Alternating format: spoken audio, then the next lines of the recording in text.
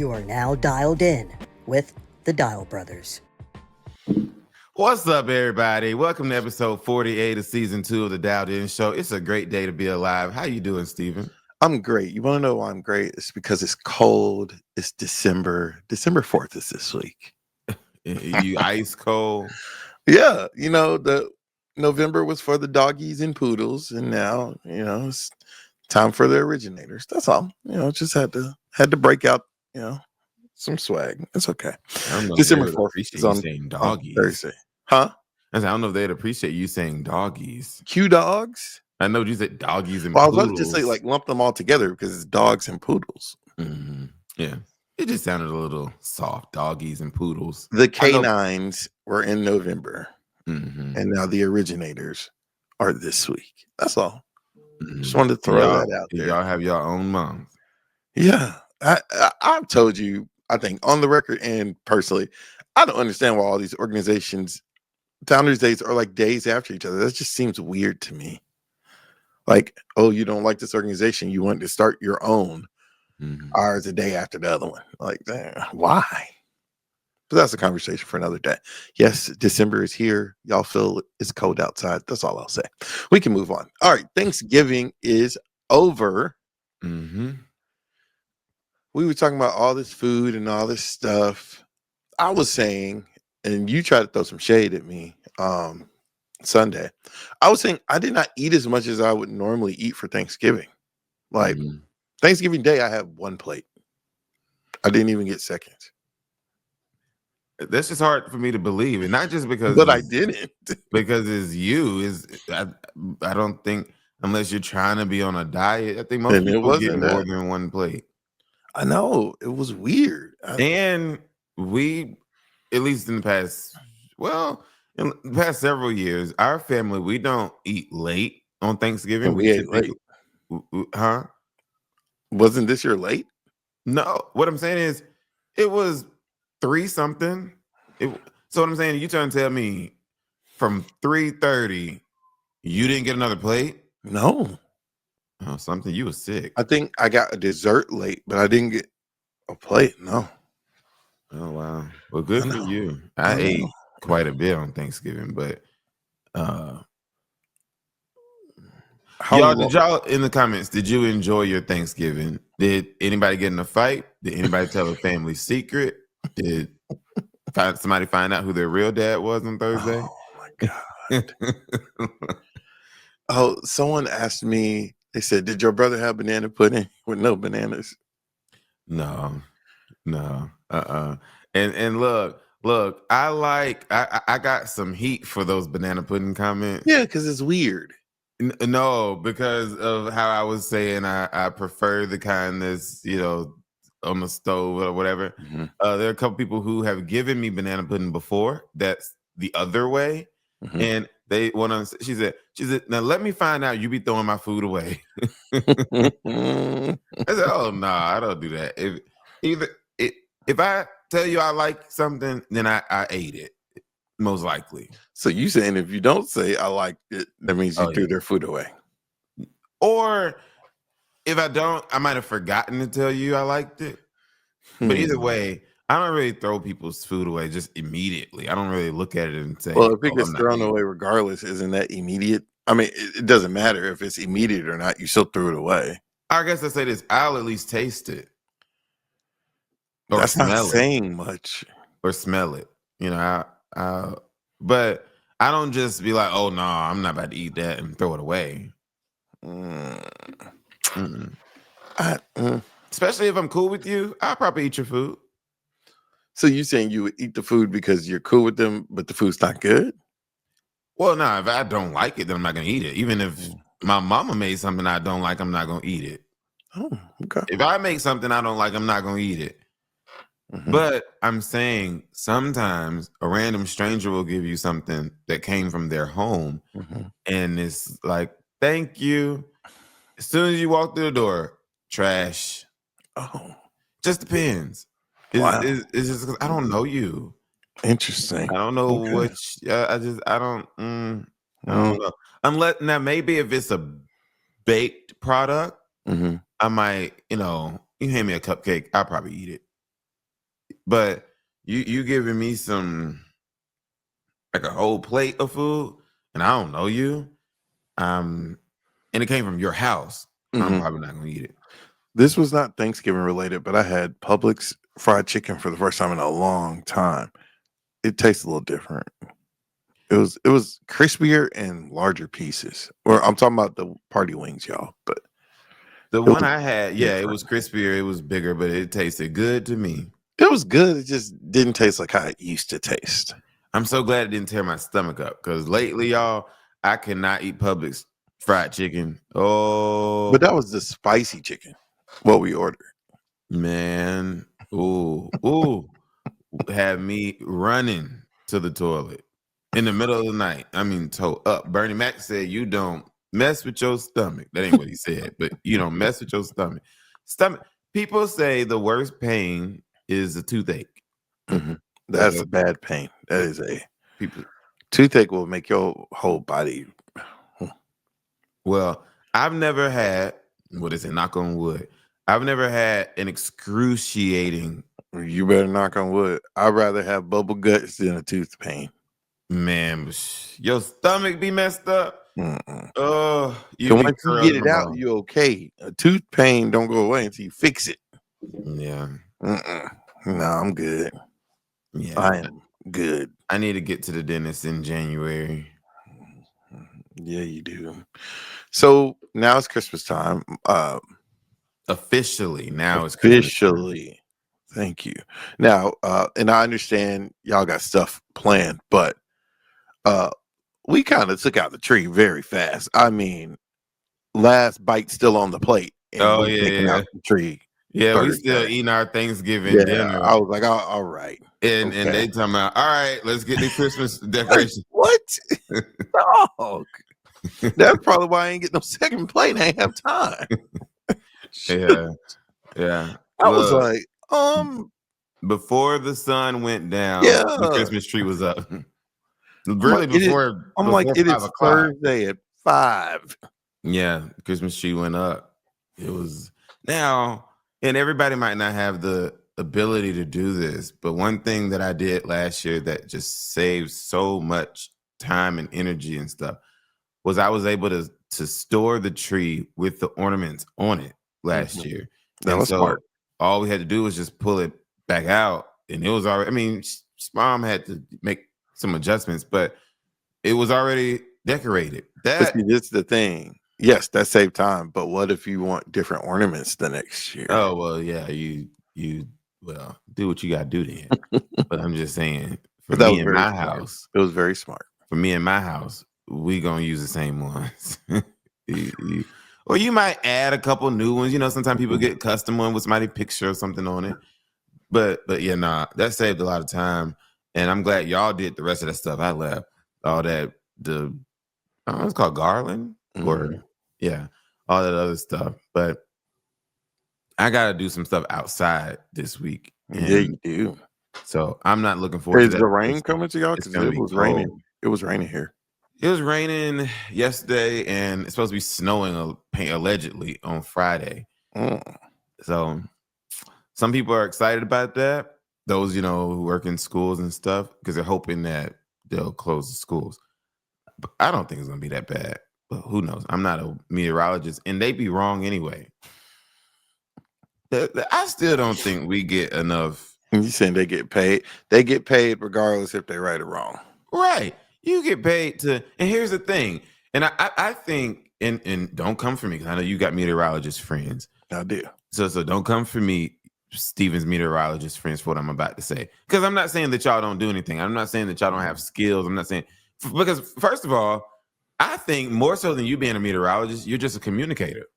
You because some of the most popular people on the news are the meteorologists. Mm-hmm. Those who have good charisma and what's the word I'm looking for? Who just can come across the screen well. But especially now with all this technology, y'all ain't meteorologing. Y'all ain't meteorologing. Yeah. All y'all doing is so what I'm saying is they literally get to look at something that could be wrong and tell hundreds of thousands, if not millions of people wrong information and get paid for it. But they're not wrong every day.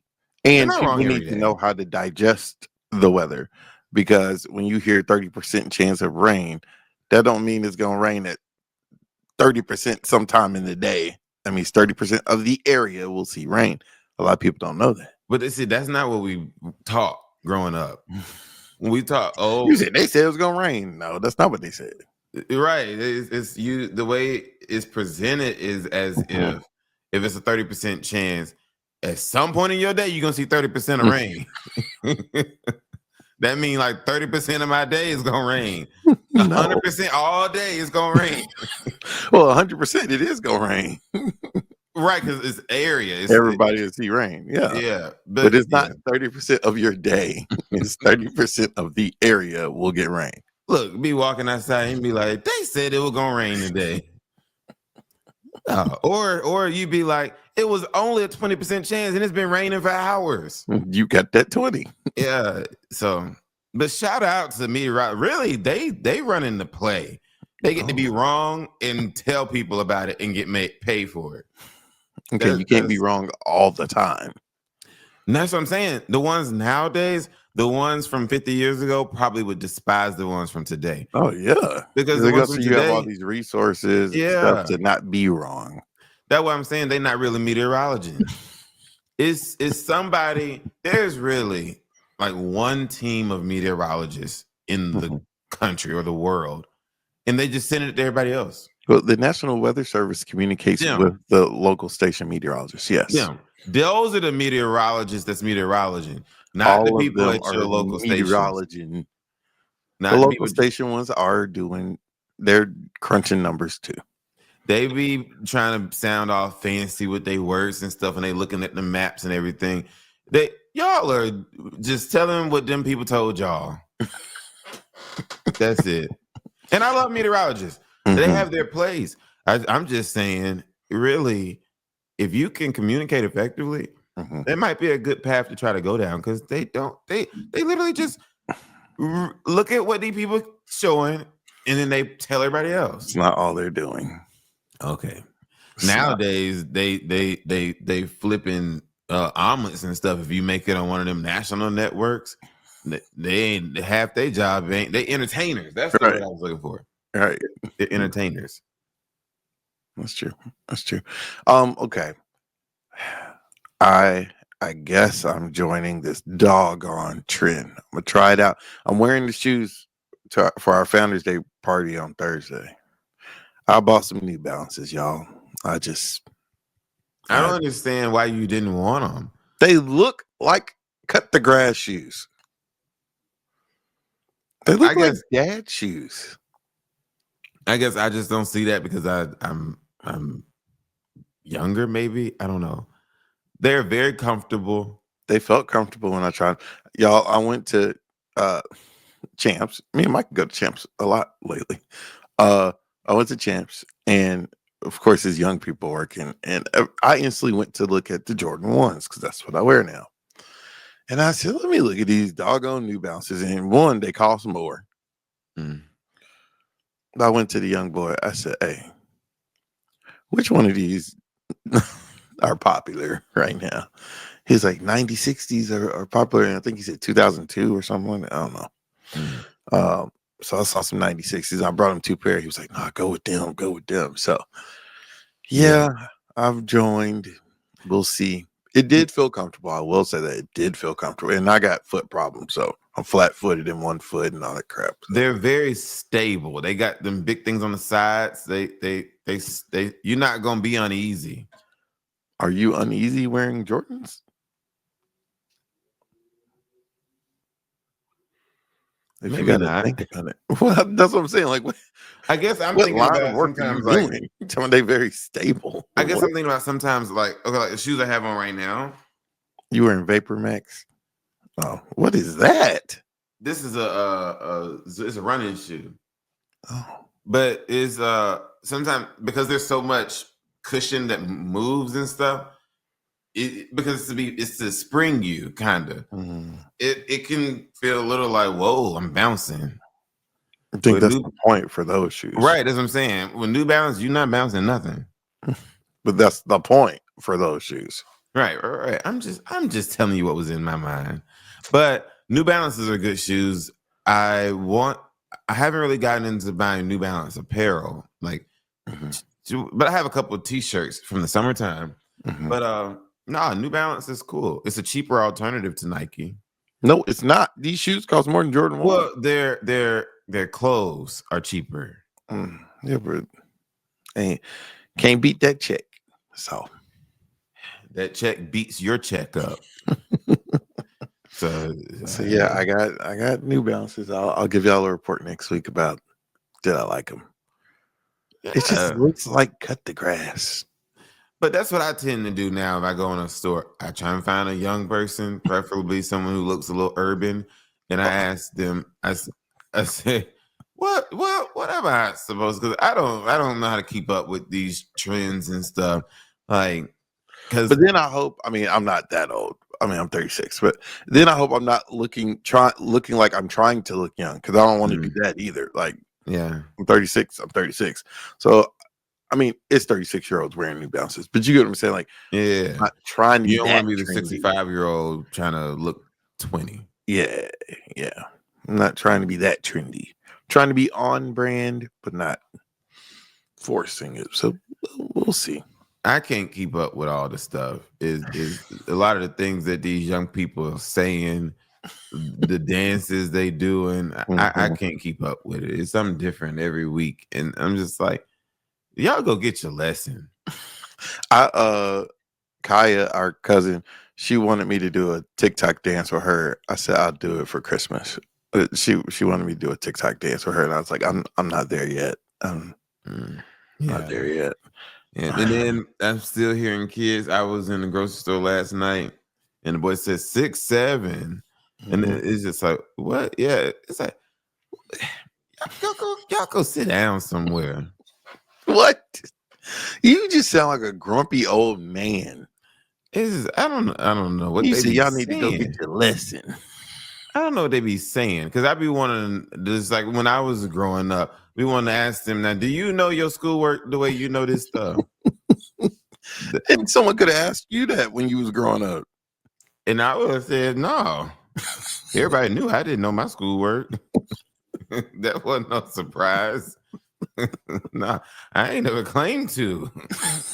So what you asking them, do they know their schoolwork for? Because I can tell you what you ought not to do. You ought to do better.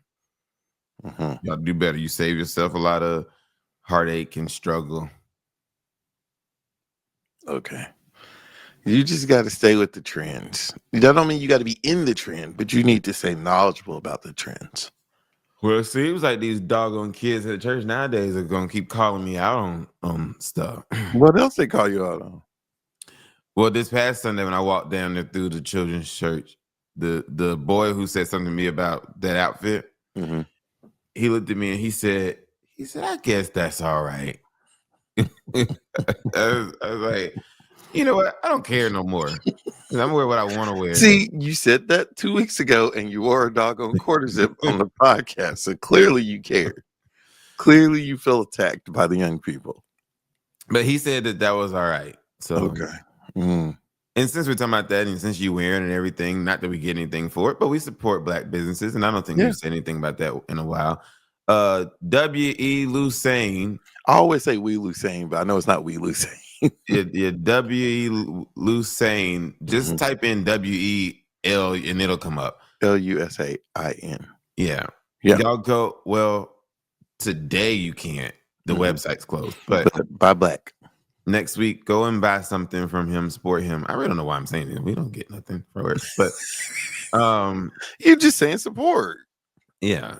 Steven and I have bought some things, and he's starting to, a lot more people are starting to buy his stuff. Oh yeah. I mean, so much so that he had to pause sales after Black Friday. So yeah. But now if you don't like Black living and Black America and Black history and Black stuff like that, don't even waste your time in going on there. It's for Greek. It's for like Divine Nine. It's for HBCUs. It's for Black history. He has a faith line now. But if you are ashamed of your culture, don't go on there. Because I'm saying it's black stuff. I mean, if you went to a certain college, you can buy that college stuff. A black college. It's only, if I'm not mistaken, it's only black schools. Yeah.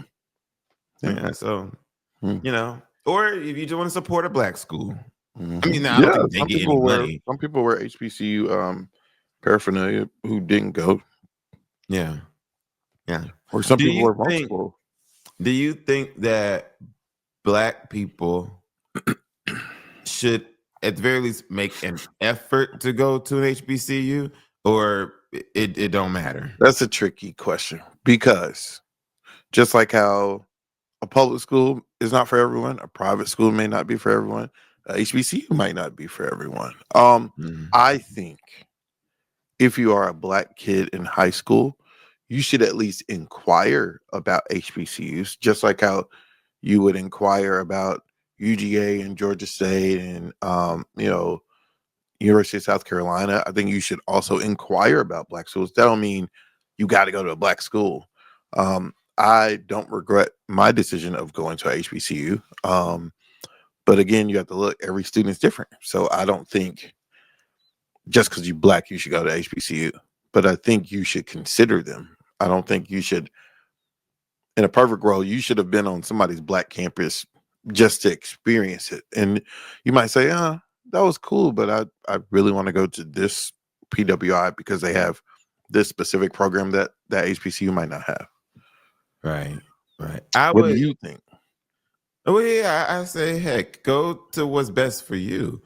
What has the best program? What has the best? But I don't want anybody to just automatically say a PWI is better. Just on the surface. Just even though, I mean, they have more resources. Yeah. Now, depending on which black school you're talking about going to, it is. And that's what I say, you need to consider what's best for you. That don't mean just go to crap. There's some crap PWIs. There's some crap black schools. I mean, let's just be honest. I would put it like this, though. The difference between the average PWI and the average HBCU is the difference between you getting your lunch from Miss Harriet and you getting your lunch from Julianne. It's two different experiences. What Miss Harriet giving you, Micah? Now the food might be the same, but the care and the nurture is different.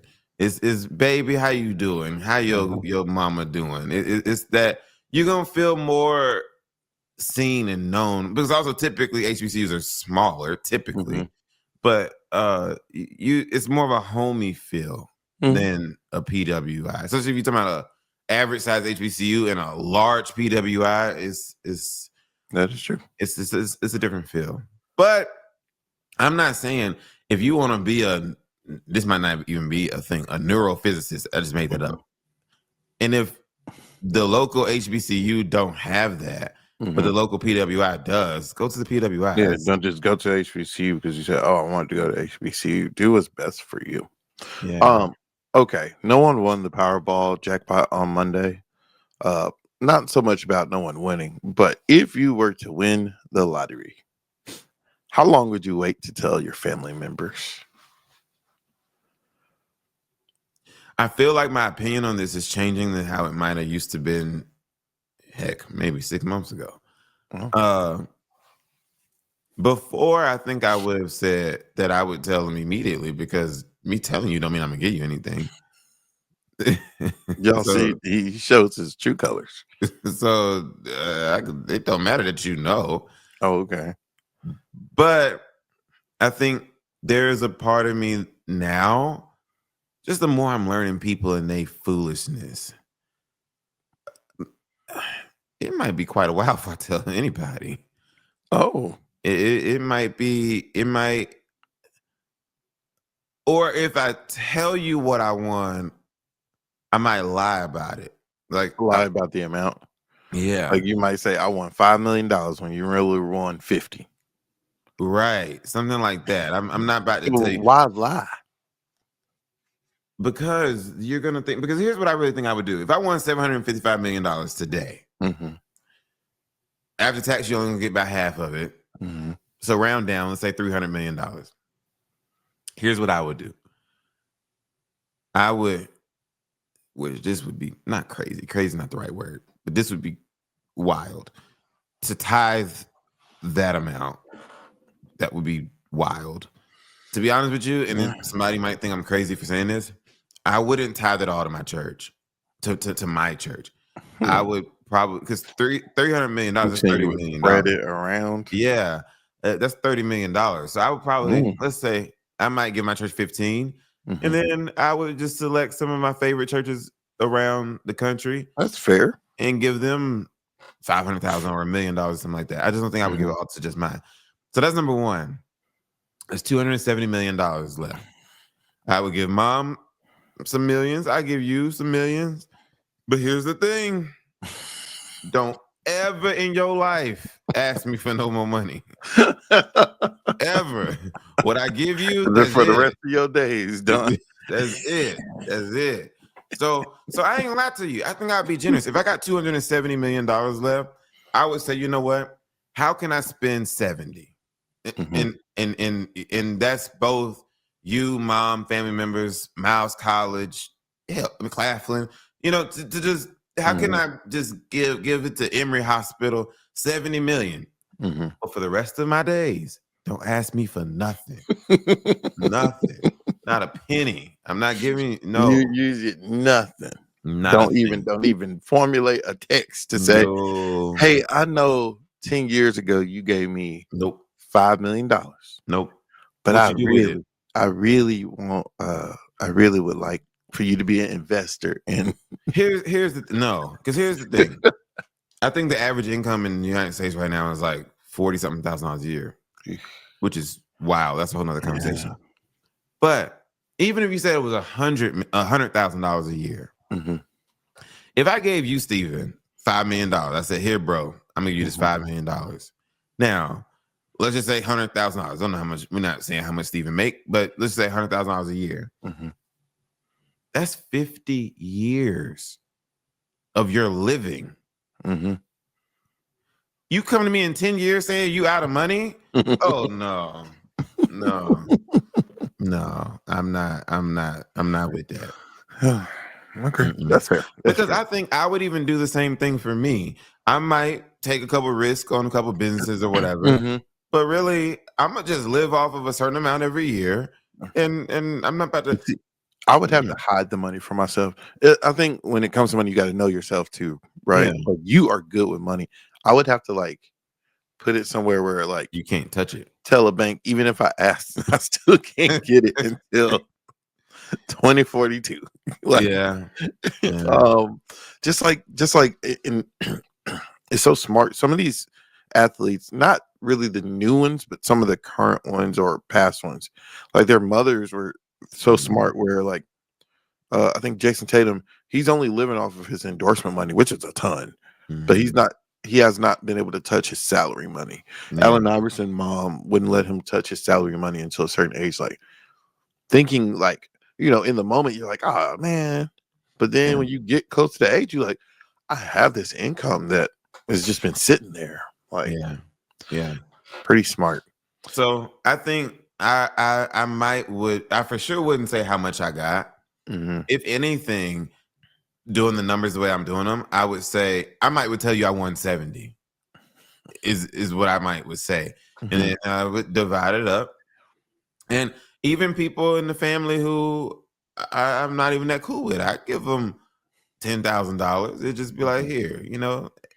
But then I'm about to say, so they can't mess with you either. No, because I didn't want to get it to you anyway.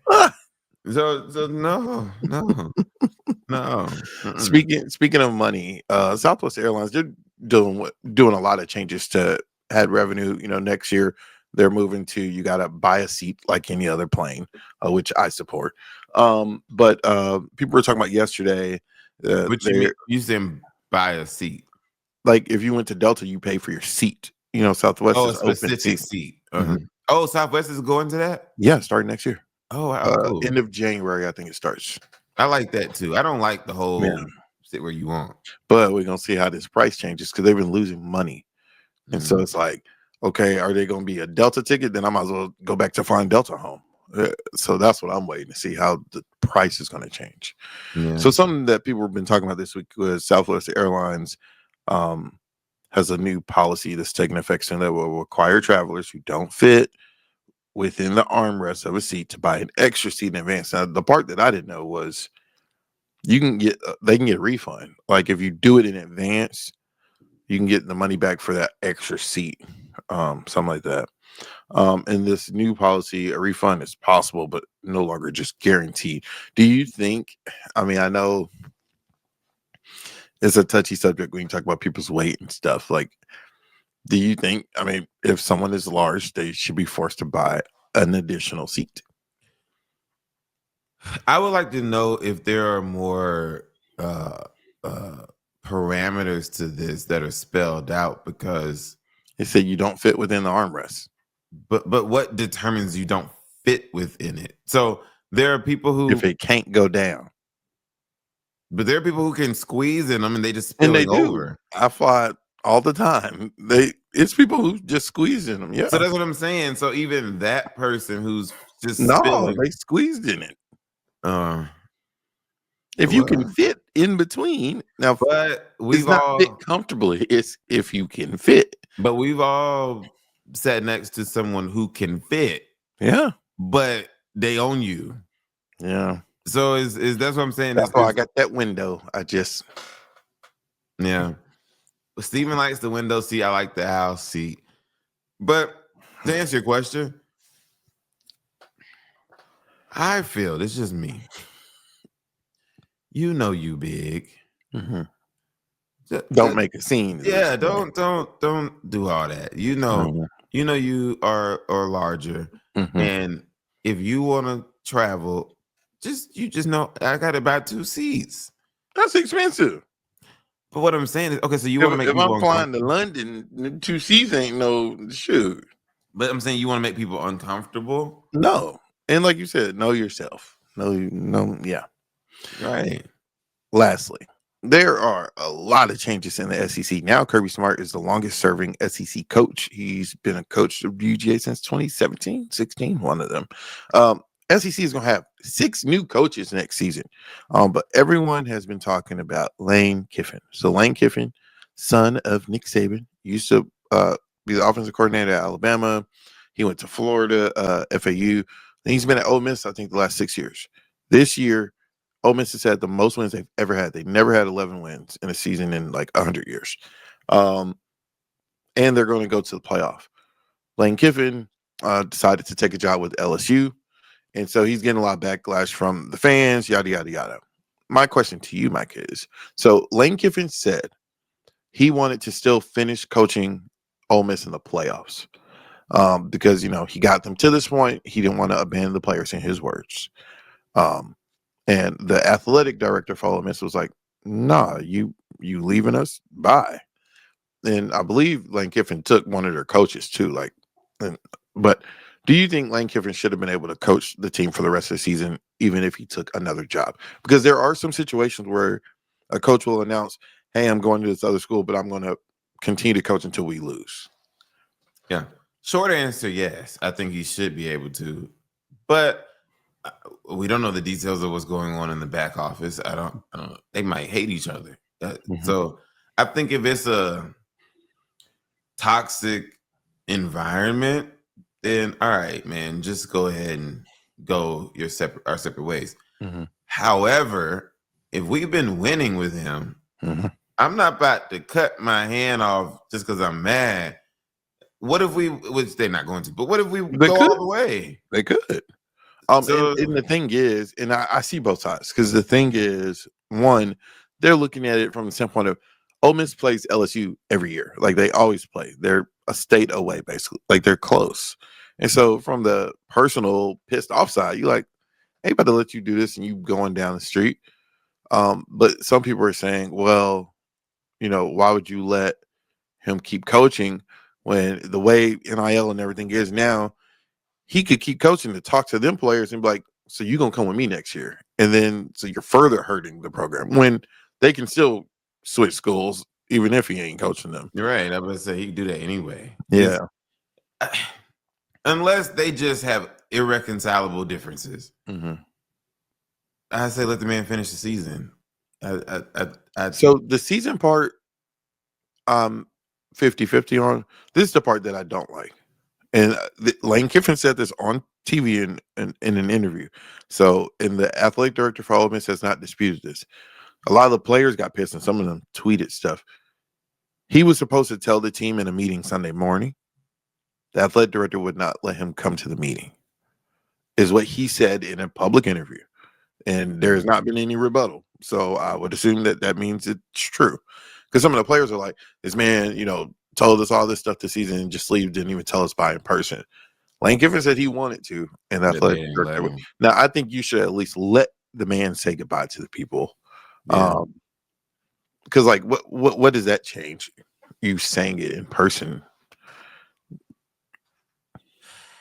I plead the fifth because I'm the season I'm in my own life right now of all these transitions and stuff. My heart go out to Lane Kiffin. My heart go out to the athletic director. My heart go out to everybody because, man, until you in somebody's shoes, you don't know. That's true. What you would do. So I didn't learn to shut the heck up. I don't know.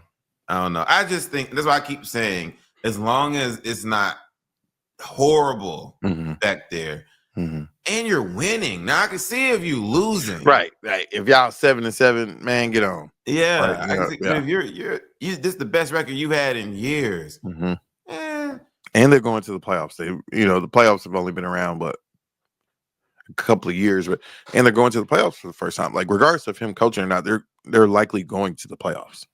Yeah, so I just because unless he's just done something horrible, which maybe to them leaving is horrible. Well, and AI, it takes me so long to verify things now because yesterday a bunch of people were posting alleged screenshots of like DMs and stuff he was sending like young women, not like illegally, but like young women. So I don't know. But like you said, unless something crazy happened. Yeah. Do it. Just do it. Say, you know what? Lane, you can't leave. That's what I would be like. I'd be like, I'm talking until after the playoffs. I'd be like, no, you about to finish. I think LSU is like paying for something. Oh. Just like LSU, so all these coaches and a lot of them and people in Congress are mad because a lot of these SEC coaches have the same agent, and so he just like jacks up the price to raise the market. I think LSU did agree to, like Lane had in his contract, if Ole Miss makes to the playoff, you get a bonus. If they win the first playoff game, you get a bonus. LSU, I think, agreed to pay whenever Ole Miss, if they win in the playoffs, LSU is going to pay Lane his bonus. Dang. This is big money, because he had to leave. Yeah. Oh, wow. They want him bad. They did. Well, I hope he does well there because I hate for them to be disappointed. Because here's the thing, and it takes time to restructure a program. Yeah. So it's not ever just the person at the top, it's the team that they have. So he's not immediately going to start doing well at LSU. Right. He got to build a program. That's just like Alabama and them took our coach from Miles, and they ain't doing nothing. This was his first year. It's his first year. What I'm saying, it takes time. Yeah, but sometimes people don't have time. Right, and that's why we giving you this money. Raheem, whatever his name is, Morris, is that his name? Yeah. I hope he's finding another job. Yeah, Raheem got to go. But I want everyone to go. I want the GM to go.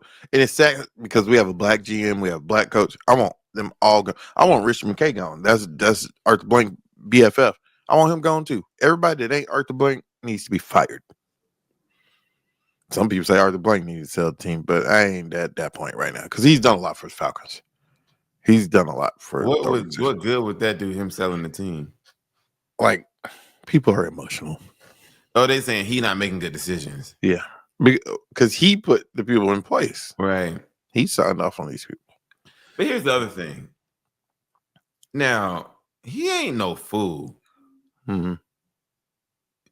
This is his business. So I think at some point he's gonna be like, okay, I gotta switch something up. He don't have no problem changing coaches. Yeah, but you got to change higher than the coach. Yeah, because sometimes them coaches they be limited. Yeah. They hands be tied. But Raheem don't do nothing but chew gum. That's all he does. And with that, we'll see you same time, same place next week. Bye, y'all.